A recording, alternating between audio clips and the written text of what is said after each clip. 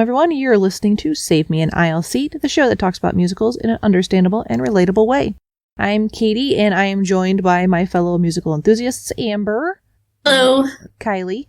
Hello.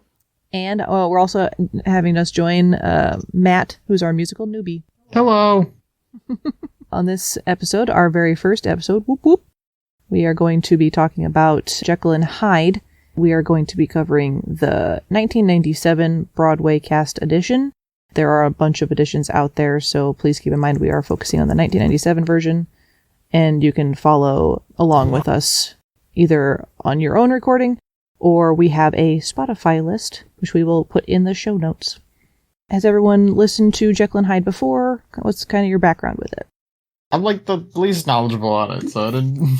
Okay, well, Jekyll and Hyde is probably in my top 5 musicals. It's one of the ones that I was introduced to, the youngest, and one of my favorite songs on there is titled Murder, Murder, and my mom was never thrilled about that, but it's a really good bloody show, and I don't know, I've just always really liked it. That's why it was the easy first choice for us to get started on this podcast.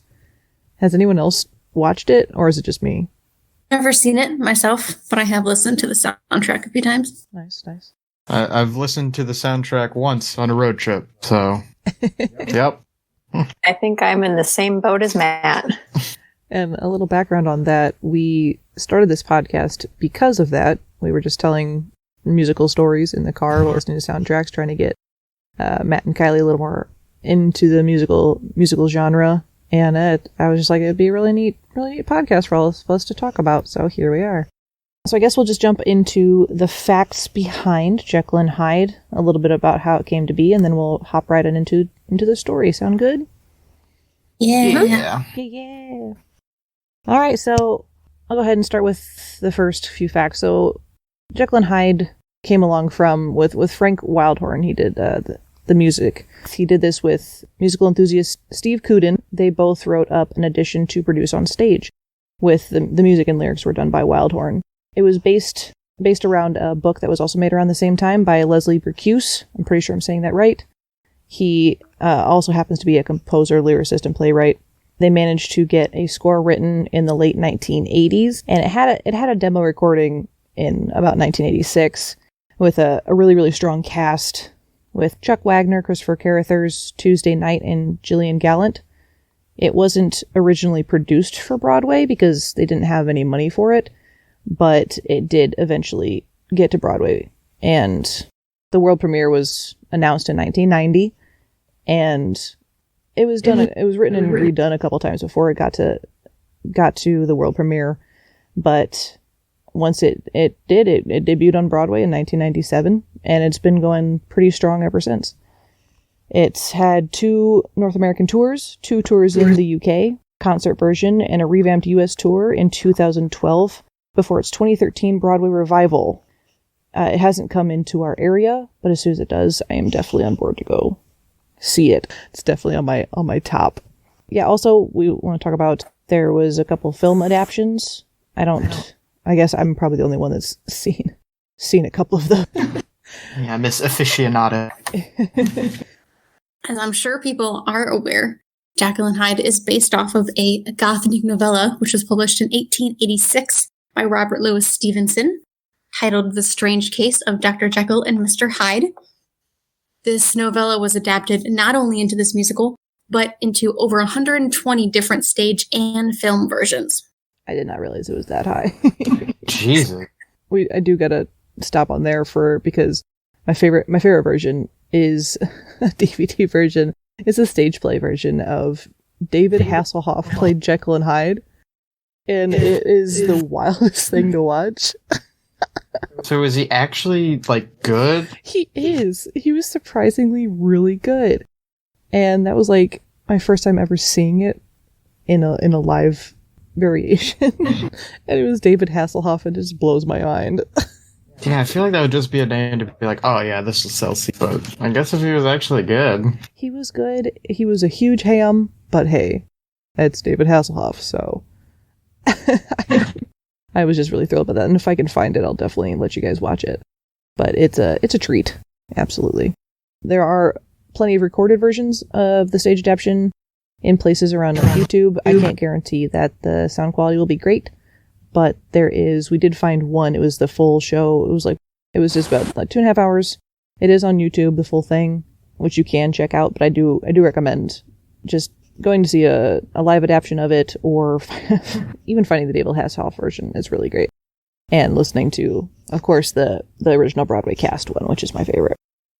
I will always, always, always recommend going to see a live version of a show, regardless of, what show it is, where it's being shown, if you've seen it before or not, because production is going to be so different across the board, and each company is going to do it slightly differently. And so it's just amazing to see all the different adaptations that are out there. So definitely go see it. Yeah, and absolutely support your local theaters. Like our high school does a bunch of shows we go to and things like that. So support your local theaters, folks. It's a great industry. Okay, so now that we've kind of gone over the background of it, let's hop into the actual story. Everyone good with that? No. Well, then you're fired. Okay. Murder. Okay. Pick the right one to go with. Exactly. We'll start off with a murder and go with the bang. Obviously, due to copyright issues, we won't be sharing any of the song footage on the actual podcast. But as I mentioned before, we do have a playlist on Spotify of our choice song list, and that link will be in our show notes. So let's go ahead and hop into the story. Amber, would you like to start us off with the beginning? So, starting off with this production, our main narrators are John Utterson and Sir Danvers Carew. Take the audience through the events as they're happening, right? So, John Utterson is Dr. Jekyll's best friend, and he's also a lawyer, while Sir Danvers Carew is Jekyll's would-be father-in-law. So these two start off by throwing us back into Jekyll's past, where his father has been living in an insane asylum, and he's been in a coma. So Jekyll sings about how his father is evil, like actually evil, but that it's caused by illness and not just mental health. And depending on the variation, he can be in a coma or he can just be in unresponsive. And of course, it was set in the late 1800s, so no one really knew much about mental illness at the time. So Jekyll's first, jump to was like, oh, he's overcome with evil. I've got to separate it. And things like that. Speed the demons. If we just bleed the evil out of you, you'll be fine. Do some cocaine about it. And if you do want to follow along with the songs, he sings about his father's mental illness in the song titled Lost in the Darkness.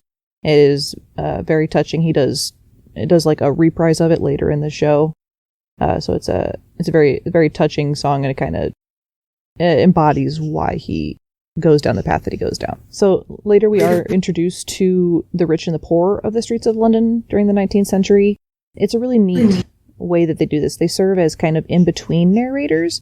So when the main cast is off doing their thing behind closed doors, these people will come out and sing about the in-between stuff. And it's a really cool thing that not a lot of shows do. But they have a good chunk of songs, and they sing about everyone hiding behind a facade, which really plays into the whole Jekyll and Hyde idea, and how everyone's putting up a front and no one wants to show who they are. And so they sing about everyone having a facade through the entire show. It's just really cool idea. And so, as I mentioned, Jekyll thinks that illness is caused by evil, right? And his father is filled with this evil. And so he has this theory that if he can separate the good and evil in his father, he'll make him better. So he brings this theory to the board of governors at a hospital. The chairman of the board is his future daddy-in-law, Sir Danvers, along with the Bishop of Basingstoke, the Right Honourable Sir Archibald Archie Proops, Lord Theodore Teddy Savage, Lady Elizabeth Bessie Beaconsfield, General Lord Glossop, and Simon Stride, who's the secretary of the board. That's a lot of names for people, but the point is... They're really extra with their names, I gotta say. Yes, these are fancy rich people who think that they know all, and of course they look at Jekyll and think that he's a total idiot. I mean, his theory is just, let's take his evil and push it somewhere else. They all vote against his proposal. Yeah, they're all like, nah. Except for Sir Danvers, who's a nice daddy-in-law, I guess. I think he just kind of feels obligated to be like, no, it's fine. My son-in-law, totally not nuts. Future son-in-law. Yeah, future son-in-law. There you go. Of course, Jekyll's upset because he had this big proposal, and everyone said, no, you're an idiot. He's a little hurt. His best friend kind of tries to calm him down, but he's just obsessed with this idea, right? That he has to save not only his father, but anyone else that are around. And in best friend fashion, his friend's like, you do you, bro. Just do it. I'm sure nothing can go wrong. I mean, it's a good thing for him, and this song is Pursue the Truth that takes place during this, so they kind of sing back and forth and kind of help get Jekyll back on track and fixing everything, because Utterson is like, wow, it's terrible what's happening to your dad, and I think you're a little crazy, but if you think you can make it work, though, just do it. So they sing about that back and forth, and so Utterson is like best friend of the year. So same day, after the fact, there is a party held at Sir Danvers' place. It's an engagement party for Jekyll and Sir Danvers' daughter, Emma. And Jekyll is late, and apparently he's like always late. So everyone's getting really frustrated about it, and the guests are talking shit about him, and they think he's a madman. Then you have the facade reprise, the first reprise, and so it's all the people talking about how he's late again, he's crazy, and things like that. And so I don't know how the residents of 19th century London know all the stuff that's happening inside this building, but we're not going to question it because it's a musical. Hey, listen, bad gas travels fast. In small London town. Yeah. So all the governors from before are in attendance, which I've never quite understood, I guess, because Utterson's like, yeah, these are my work buddies. And invite all the fancy people to your party, and that way they give you money as gifts. Right. You gotta imagine, like, back in the day, they probably didn't have, like, much in the form of entertainment. So it's like, if there is a party in town, you just be like, well, we gotta go to the party. I hate these people. Let's go. You don't want to be the one person that doesn't go or is not invited in the small city. Right, because then you get talked about, you know? And then everybody turns on guy. you. Now you're the crazy person. Right, no one wants that. They got their rep to maintain. So the party's going, even without Jekyll. And Stride, the secretary from before, you find out that he has feelings for Emma, and I don't know if it's directly stated. I was listening to the song Emma's Reasons again today, and it sounded like maybe they dated in the past, and he was looking to control her, and she's like, I'm my own woman, so get out of here. But Stride is like, no, just dump Jekyll, marry me, because I'm cool. And Emma, Punctual. yeah, Emma does not go for it. Stride sounds kind of like a tool, so it's fine. I don't really blame her for that one. Jekyll does end up arriving, but really late when the party's ending, because reasons. And Emma is pretty used to this, because he, works all the time, and so she's fine with it, but the guests still think he's useless. And Jekyll is a little worried about all this. He reminds Emma that, I'm going to be busy with work all the time.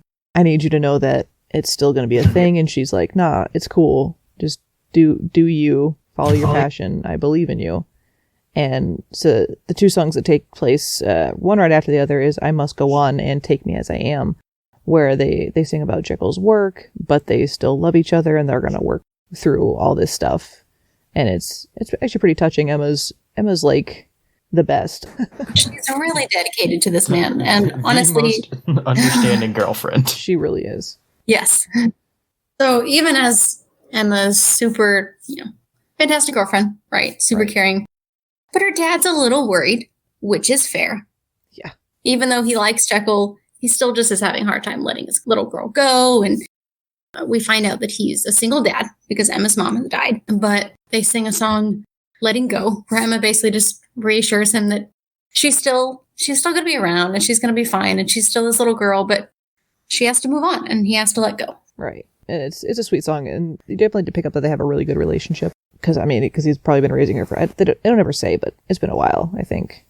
From there, we jump to the Red Rat, which happens to be let's say a gentleman's club in the shady part of town. The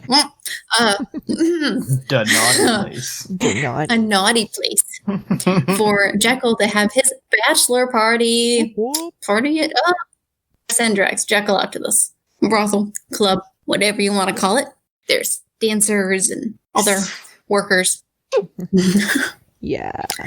That are performing this night. Again, the townsfolk narrators that Katie mentioned come back up. And we have another reprise of Facade where they talk about, again, everyone wears masks, right? We see that Lucy Harris, who is a prostitute, arrives late to work and her boss isn't very happy with her. So we see this as the folk are singing about facades. So Lucy gets up on stage, do her little number, and this just really speaks to Jekyll. He just is so entranced at this woman dancing on the stage, and she sings a song, Good and Evil, which plays right into Jekyll's thoughts of the difference between good and evil and what truly is good and what truly is bad and all of that. It is a great song, by the way. That's not in every adaptation either. I just think this one's really good. It does like double down on the whole split reasoning that Jekyll has going on.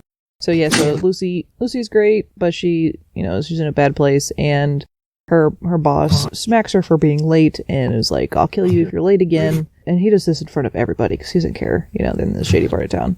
And Jekyll sees this and is just like, why would you let someone treat you this way? Is there any way I can help you out? And of course, when it comes to people that have been in those situations where they have been shown kindness a lot, she instantly falls in love with this man.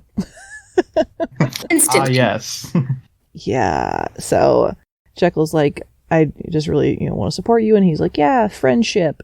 And Lucy's like, yeah, I'm a date you. Love you, man. Right. Oh, David Hasselhoff. You're just so dreamy.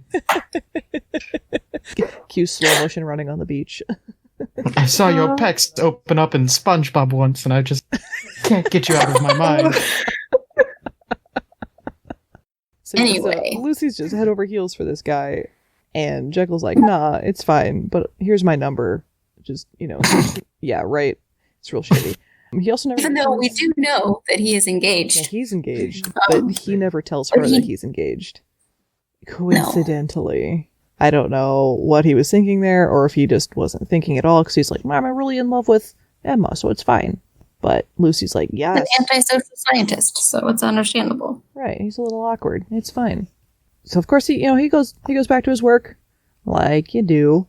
And Utterson's like, yo, we're having a bachelor party. What do you do? And relax. You can wait. And Jekyll ignores him and dismisses his butler for the night and goes to his laboratory, and he just gets out his journal and starts mixing chemicals. Because I guess he's like, yeah, I saw that. All those sexy women. I'm ready to mix some chemicals. As one does. Inspiration. It's definitely how science works. And so he creates a thing called HJ7, one of his little mixtures, and he injects himself with it, or depends on what version you're watching, they drink it.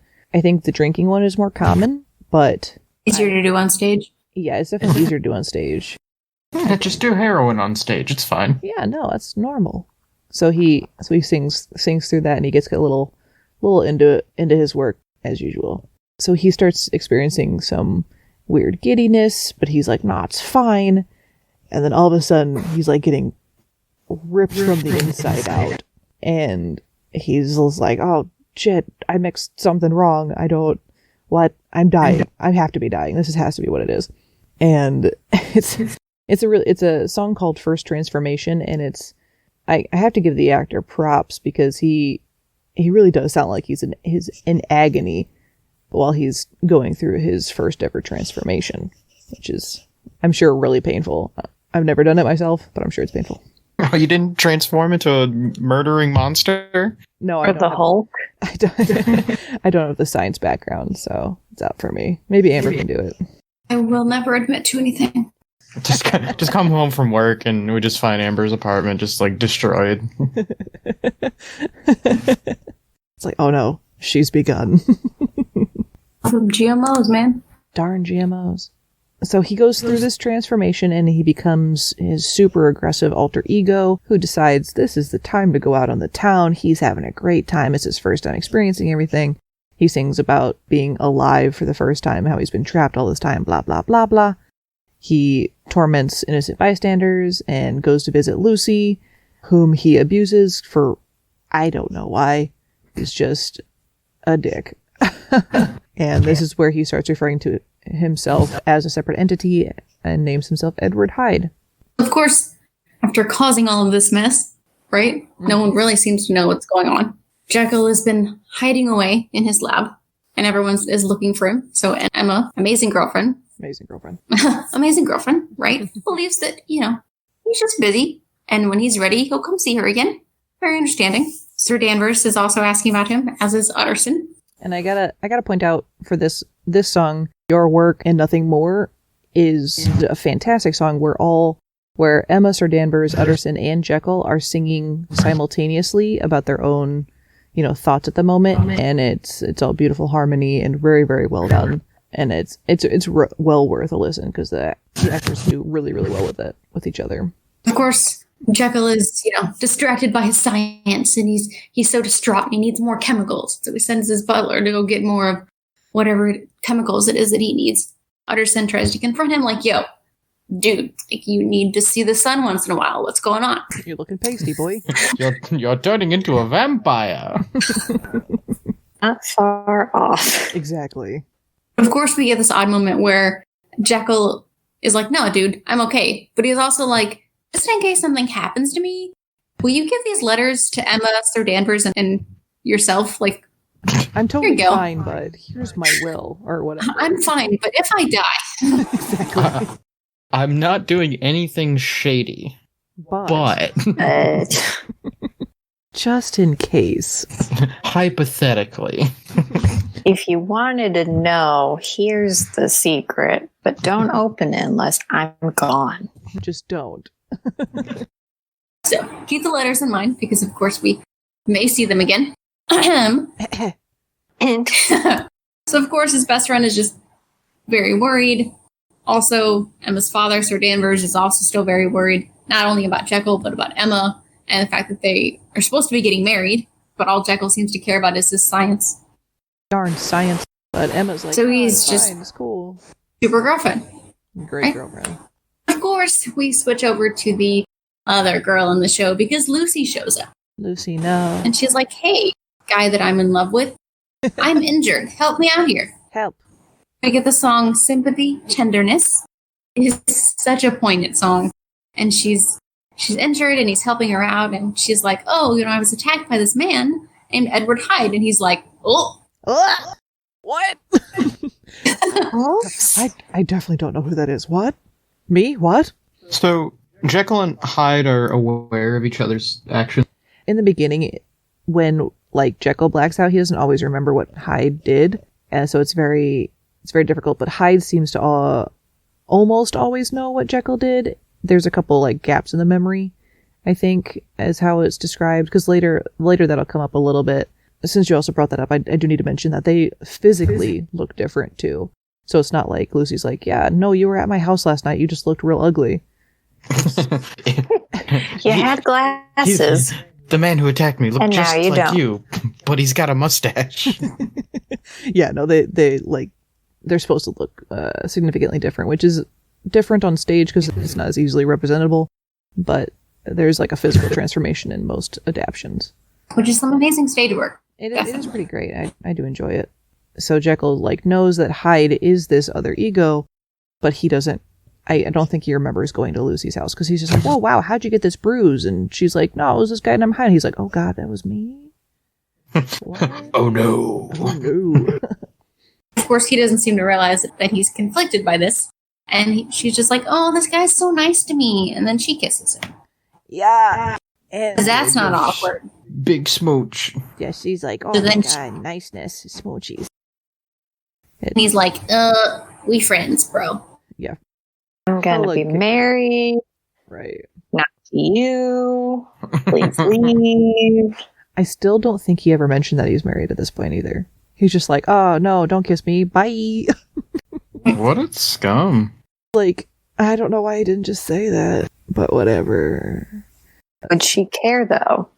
I don't know. At this point, I don't think she would. Because she's, like, super infatuated with him, and she sings a song called Someone Like You, which is also one of her best songs, and just singing about, basically, if someone as good and nice and as you would pay attention to me, I could have such a great life, and things like that. So it is very sad for her, but, you know, it sucks, bro, but come on. And of course, as the play does, we get our scenes of goodness.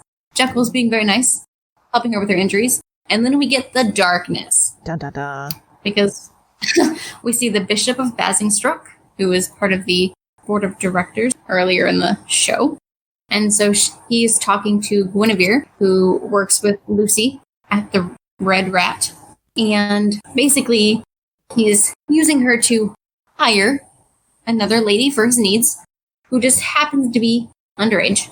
But, you know, he's a pervert, so he can get what he wants, I guess. Except Jekyll, or rather Hyde, appears, sees this happening take place, and then, you know, stabs him.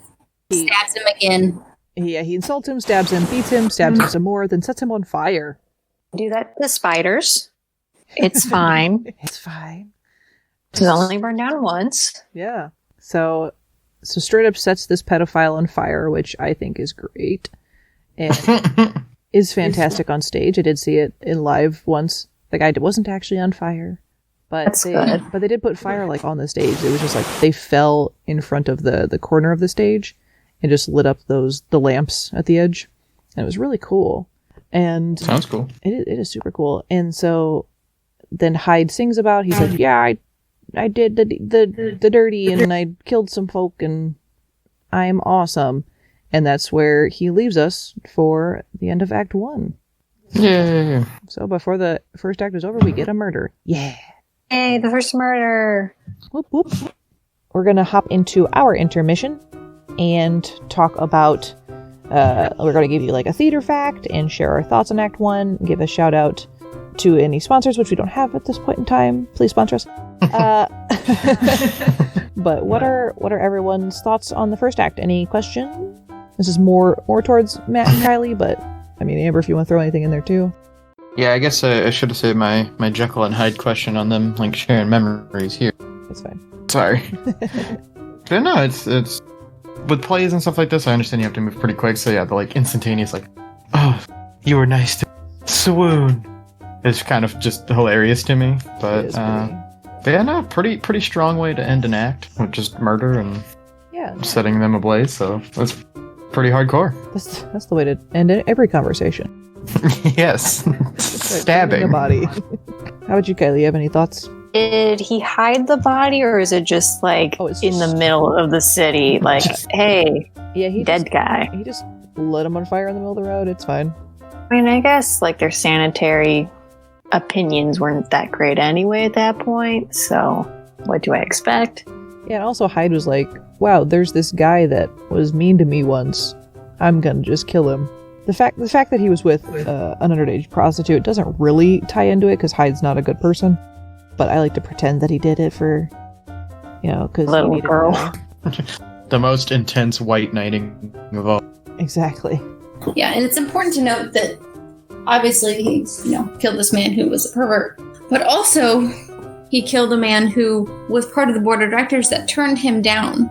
Yeah. When he had a theory about good and evil, and so. You were a jerk. I think you need to die. So he's basically taking his revenge on the people who said no to him. Yeah. Did they just have this unspoken agreement, like, between him and the underage girl that, like, she's like, listen, I'm not going to report you? I think once you see someone get stabbed, you're just like, I'm just going to book it. So I'm just going to put myself in witness protection program, but, yeah, I'm going to go this way. You stay that way. Keep your lighter over there, please. Yeah, it's also, you gotta remember, technically Jekyll and Hyde are the same person, so what Hyde does is like a dark reflection of Jekyll, so he would have no reason, Jekyll or Hyde would have no reason to mess with this girl. He just zoned in on this person that was mean to him, kind of deal. Yeah, Hyde is, I guess, kind of like a weird representation of like what Jekyll would be doing with like no inhibition. Yeah. Like, didn't have to worry about repercussions of stuff. I'm gonna just do it. Pretty much. And that's the main points that the rest of the show is going to be exploring, is the fact that Hyde isn't another person. It's the dark side of Jekyll. And so, like, they essentially want the same things. They just go about it in a different way. And we also get that look similar to the Frankenstein and Frankenstein's monster, right? Like, which one was really the monster here? Exactly. It's a very philosophical kind of look at things. And that's why when the people from the streets come out and they talk about everyone having a facade, is like, yeah, we all have these dark urges, but we're not going to do them because that's not socially acceptable and things like that. So yeah, it's a very neat show. But if you guys don't have any questions on the first act, we're going to move on to our theater fact. In ancient Greece, the masks that were used in their theater productions included cork mouthpieces, and those would act as megaphones. That's super cool. Like, those must taste awful. I mean, I'm sure they weren't like in their mouths, but it's a mouthpiece. I'm sure it was the worst tasting thing that they ever had. It was ancient Greece. Hey, you could soak it in wine first and then suck the wine out while you're doing the show. That's how I like to party. Yeah, obviously. So yeah, that's super cool. Ancient Greece had a lot of really cool theater things, which I'm sure we'll go into more of them in our other episodes. But thanks, Kylie. I think we're ready to pop on to Act 2. Oh. So we go back to Utterson and Sir Danvers, and so as with the first act, they're still talking about past events. They're telling the audience the story. So we pop back into the past, and Utterson is really freaking out because he can't help his best friend. He has no idea what's wrong. He won't open up to him. He just got a suspicious letter. So, I mean, he's kind of freaked out. And Sir Danvers had sensed that something wasn't right with Jekyll's research because he presented this idea to this board of directors and then just accepted their no, but also squirreled himself away in their lab. I would be suspicious too. But the main point of this opening chunk is that the townsfolk are all together because they found a dead body. So they sing this song about finding the bishop's body, and my favorite song, here we go. Murder, Murder talks about how they find him and they're like, oh, this is such a tragedy, but it's totally normal. Like they don't even consider it a murder in the song. There's like, oh man, wow, he's a martyr. Not really. That sucks. Right. But during this song, also at the same time, Mr. Hyde goes and hunts down his next victims, which are General Glossop, Sir Proops, Lady Beaconsfield, and Lord Savage from the other board of directors. So by the end of the song, all 5 governors who'd rejected Jekyll's proposal are now dead. Yeah, the town's freaking out about it. Because 1 dead body, I guess that's whatever. But this is 5 dead bodies. So it's a lot. So after all this thing happens, we pop back over to Jekyll's lab and we find Emma, who, I guess the door was unlocked this time, and she's like, well, I gotta go find my boyfriend. Sometimes he's eating. And finds his journal open. She takes a little peek-see. It was open, so whatever. Jekyll comes in and closes the journal, so she doesn't get to actually read anything important, which sucks. But she sees that he's like really messed up, and this comes into the question, like, does he know what Hyde did? Or is like just a subconscious thing? And so she's like, don't worry about it. I still love you. You can talk to me. Jekyll's like, nah, it's cool. I still love you too, but I gotta finish my work, which is basically what we've been hearing the entire time. And so they sing a song, Once Upon a Dream, where Emma, again, being girlfriend of the year, is like, still really love you. Don't worry about it. You dummy. Basically. Ignoring all these signs. Listen, she's got her rose-tinted glasses on real hard, all right? Can't see the red flag. All those red flags. Just look like flags. Yeah. He's like, nah, it's cool. Let me just get back to work. So she leaves, and then Jekyll is writing in his journal about how Hyde has been taking more control, which is obviously not a good thing. And so here comes Utterson, just to put more shit on the fire. He read the letters that Jekyll gave him. Which, I mean, I would be kind of curious too, but as a lawyer, that's super unprofessional. If he's his lawyer, he has a right to, I think. I mean, if it's one of those, like, but until I'm dead, I think that's... Was it in writing? No, yeah, that part was verbal. But, so he had opened up this letter, and Jekyll had named in his will that Edward Hyde was to be his sole heir. Who, Utterson's like, yo, who's this person I've literally never heard of ever? Thought we were besties. And Jekyll's just blows off. Is like, no, he's a colleague. Just leave him everything. It's fine. Like, what? And Utterson, I have to kind of shit on him for a minute here. He's like, okay, and goes and gets more chemicals for Jekyll's work. Like, Just trying to be a good friend. I try to be a good friend and help his crazy friend do crazy things. They're kind of dumb. They're blind. They can't read the sign. They're super blind.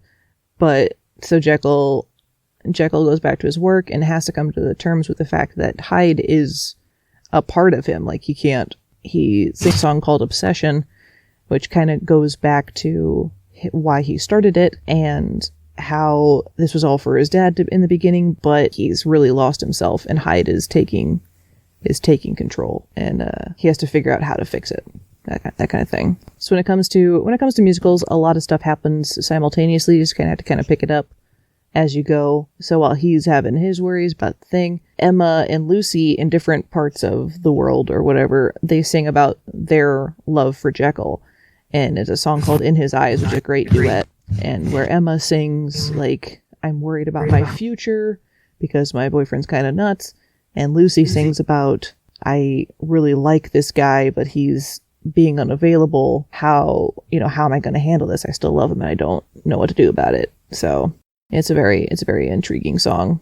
So after all of the obsession songs, basically by all of them singing what they're obsessed with, we end up at the Red Rat, the brothel / gentleman's club.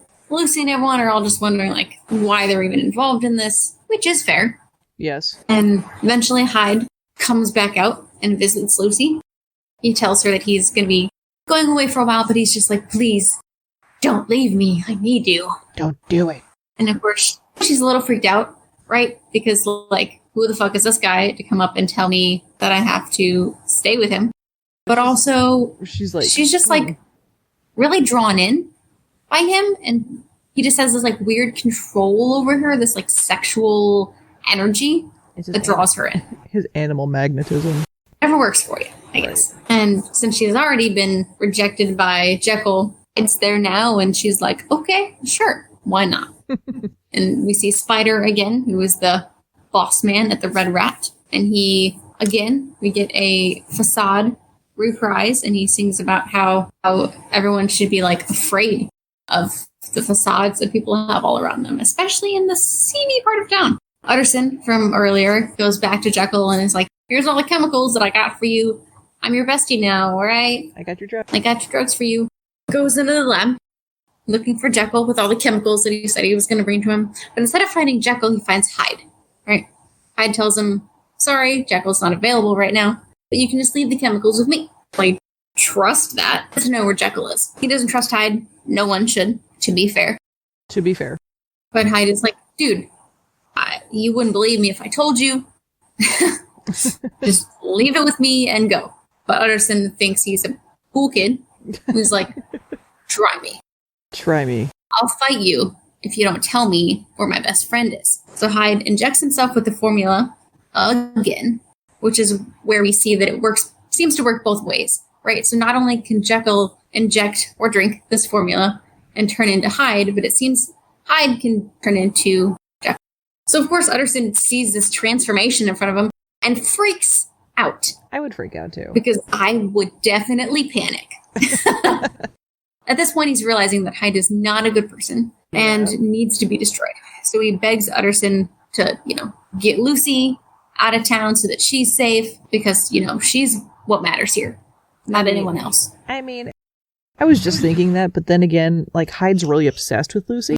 So, I mean, I guess I get that. Probably mirroring over to Jekyll as well. His lustiness.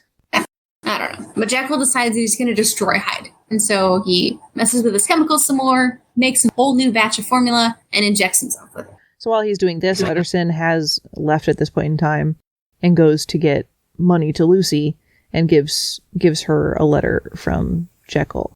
And basically the letter's like, here's some money. I really want you to get out of here and start a new life someplace else. This is not safe anymore. And Lucy, not really sensing the danger, is like, wow, I get to start a new life. This is fantastic. I got some money. I'm going to start packing. And she sings, the song, of course, is called A New Life. She sings about how she's going to start over and it's going to be fantastic. And maybe I can find someone else to fall in love with, because obviously Jekyll's still on our mind, but, I'm gonna go get my hair did, my nails did. I'm gonna hit up the town, find me a man. Nancy, don't let me down. So find out that the new formula did not work because Hyde shows up and he sees the letter from Jekyll and accuses Lucy of cheating on him, which is hilarious to me because they're the same person. So he's really upset about the fact that she would even, consider Jekyll because Hyde's the only one that matters, blah, blah, blah. And so Hyde's like, okay, I'm sorry I yelled. It's fine. Come here. Which is really scary when someone goes from yelling at you to being like, it's fine. Just come here. So he takes her into his arms and it's all very sweet. And then he stabs her in the back and slits her throat. Ooh. Oh. Yeah. We have murder number 6. Yep. Poor Lucy. So he just casually just kills her and then escapes, laughing all the while because he's insane at this point. He's definitely insane. So he escapes with no issues, and Lucy's coworkers find her body. They kind of just do like a weird vigil thing because she's a prostitute. No one's going to look into this murder. That's just kind of how it was. So that happens. And then Jekyll wakes up in his lab covered in Lucy's blood and is like, oh God, what happened? Does he know that it's her blood, or does he just wake up in blood? He wakes up in blood, and I think he pieces it together, kind of thing. This tastes like her. Oh. Ew. Gross. Empire boy. Right. So then we have this super, super amazing song called Confrontation.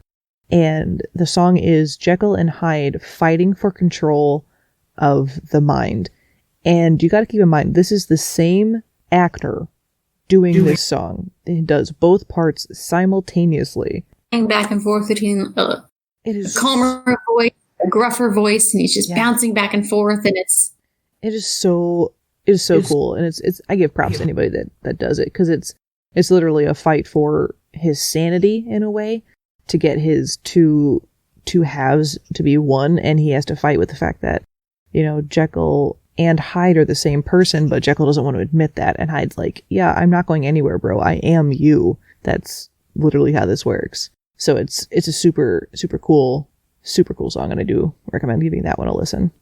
So our narrator, Utterson, informs us that clearly Jekyll has given up his original plans, right? He doesn't seem to think that he can separate the good and evil in a person, therefore condemning his father to the darkness, like this show started off.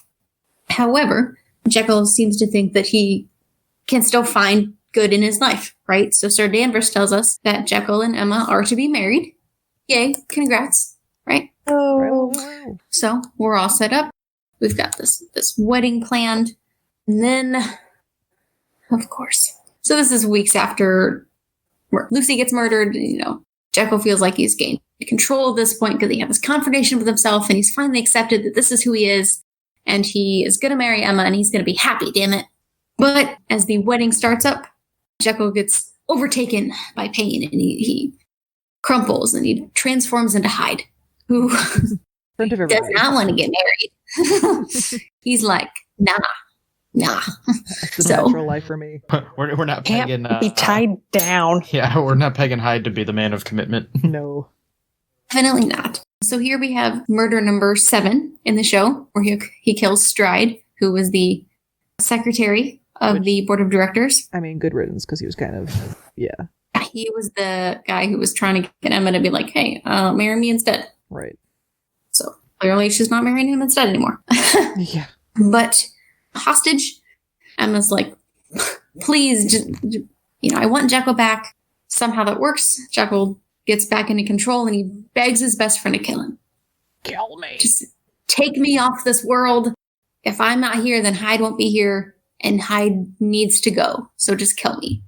Of course, Utterson is a nice best friend, and he's like, dude, I can't kill you. That's very mean. Yeah, I love you too much. Not in the will. Of course, Jekyll refuses to lose to Hyde. He will not back down this time. And so he throws himself onto Utterson's sword, skewering himself. It's very sad. Emma cries a lot because she's awesome still. I mean, she's been a dedicated girlfriend this entire friggin' time. Yeah, she has. Which is unique for musicals. Also, the fact that she's so dedicated and didn't wind up dead. True. Yeah. So she's very sad. But of course, Jekyll, he's finally free, right? He's dead, and Hyde's dead. The evil is gone. Ends with a song finale. And wraps up. Dies in Emma's arms. Blah. So that is our show, everybody. We did it.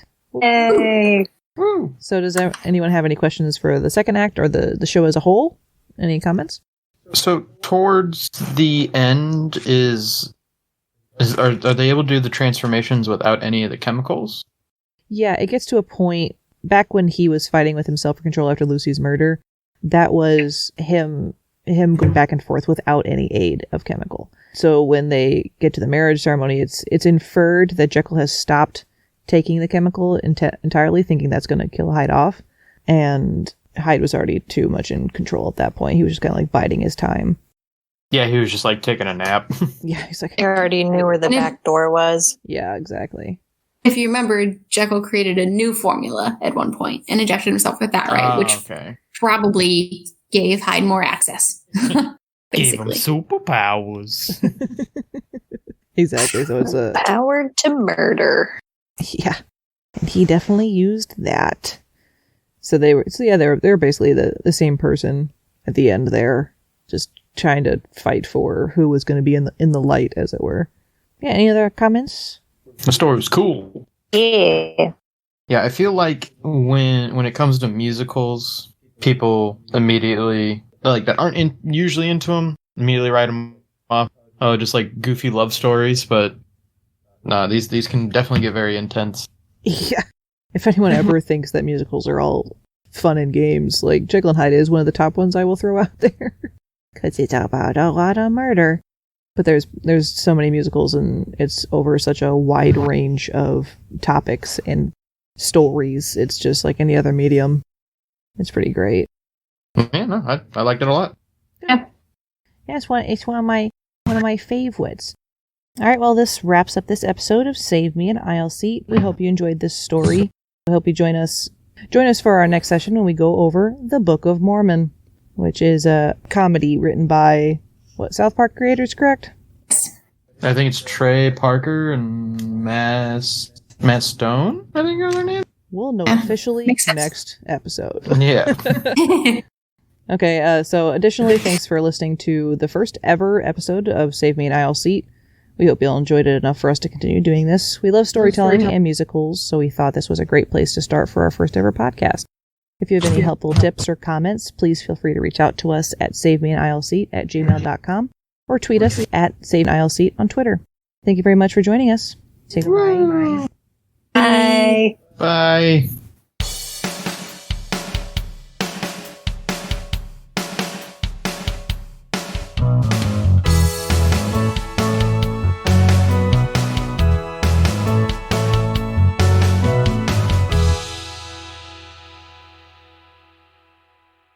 Thank you for listening to this episode of Save Me an Aisle Seat. We do this show for fun, but if you'd like to support us, you can check out our Ko-Fi at www.ko-fi.com/ragtagnetwork. For more episodes and shows like this, go to our website at www.ragtagnetwork.com. This show is brought to you by the Ragtag Network.